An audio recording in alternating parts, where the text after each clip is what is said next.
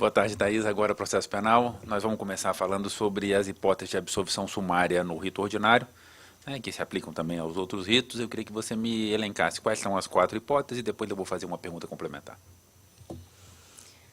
Bom, como a absolvição sumária é possível caso ocorra uma excludente de licitude, uma excludente de culpabilidade, uma excludente de punibilidade, até mesmo a atipicidade do fato. Perfeito. Em relação às excludentes de culpabilidade, todas se aplicam ou tem alguma exceção? Salvo a inimputabilidade. A senhora sabe dizer por que será que o legislador decidiu que inimputabilidade não entraria nessa hipótese de absolvição sumária? Caso o agente consiga comprovar durante a instrução processual penal que ele não teve culpa, enfim, qualquer resultado que ele consiga seja absolvido, que não sumariamente, para o réu será melhor, haja vista que não será lhe imputado uma medida de segurança. Essa absolvição que impõe medida de segurança é uma absolvição tradicional ou tem alguma outra denominação para ela? Absolvição imprópria. Imprópria, perfeito. Voltando a essas 4 hipóteses de absolvição sumária, a hipótese em que evidentemente não é crime, evidentemente ou de maneira cristalina há causa excludente de culpabilidade, ilicitude ou extinção da punibilidade, todas as 4 são de fato hipóteses que gerariam absolvição propriamente dita? De início, analisando a tipicidade, sim, geraria absolvição. A excludente de ilicitude também geraria absolvição. Há uma discussão a respeito se a coisa julgada formal ou material, mas Ok. As de culpabilidade? culpabilidade também a geraria. Também. E a extinção de punibilidade? Sim, também haveria a absolvição. Se uma pessoa morre no curso de processo, ela deve ser absolvida? O mérito é julgado? Reformulando, excelência, não. Caso haja a morte, ela não deve ser absolvida. E as outras causas de extinção de punibilidade também? Prescrição, decadência, perempção? É porque o código impropriamente chamou de absolvição, mas nesse caso, tecnicamente falando, não seria. Vamos falar agora sobre a audiência de custódia. A senhora trabalhando na 5ª DP deve ter se deparado com esse tema recente, né? Eu indago inicialmente se a Constituição prevê uma regra de que a pessoa presa em flagrante deve ser apresentada ao juiz num prazo razoável. A Constituição Federal não prevê expressamente a hipótese da audiência de custódia, o que é previsto pela Convenção Americana de Direitos Humanos. Tem alguma norma nacional que já detalhou esse assunto? O próprio CNJ já regulamentou o assunto e existem regras, então, dispondo acerca disso.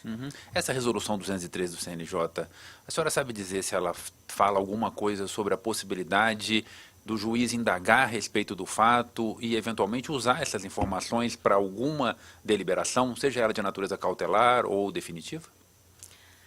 A resolução, ela dispõe que é vedado ao juiz de forma peremptória se imiscuir sobre o mérito daquele fato. Ao juiz, na audiência de custódia, deverá então analisar se a prisão foi uma prisão legal, resguardando de forma geral os direitos fundamentais do preso. E o que a senhora acha disso? Pode falar. Eu vou perguntar de outra forma para facilitar. Como é que o juiz vai decidir qual é a melhor medida cautelar a adotar sem avaliar como se deu a gravidade concreta daquele fato? Tem jeito?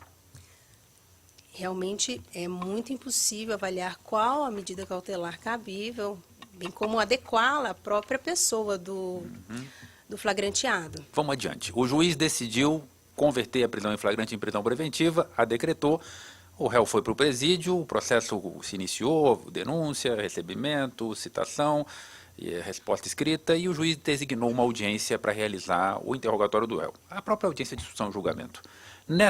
Onde vai ocorrer essa audiência? A audiência vai ocorrer normalmente após a instrução processual penal, numa vara criminal.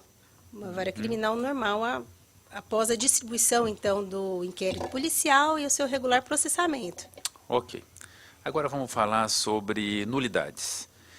Como é que funciona a ne reformatio impedius indireta, especificamente nos julgados do Tribunal do Júri, em virtude da soberania dos vereditos?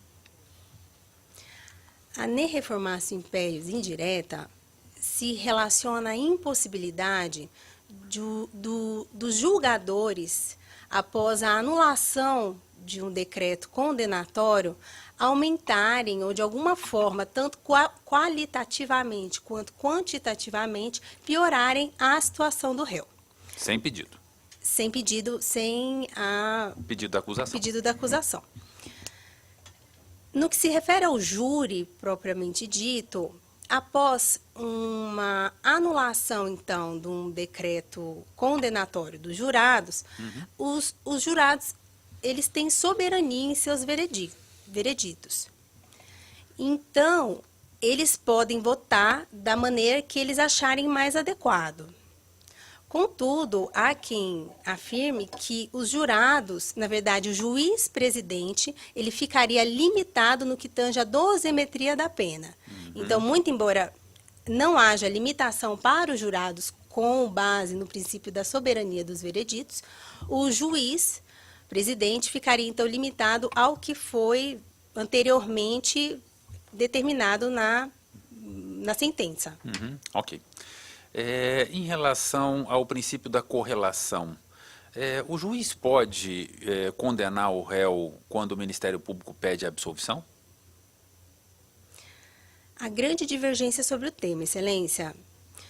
Há quem afirme que é possível, considerando tão somente o que dispõe o próprio Código de Processo Penal, que dispõe, então, acerca dessa possibilidade.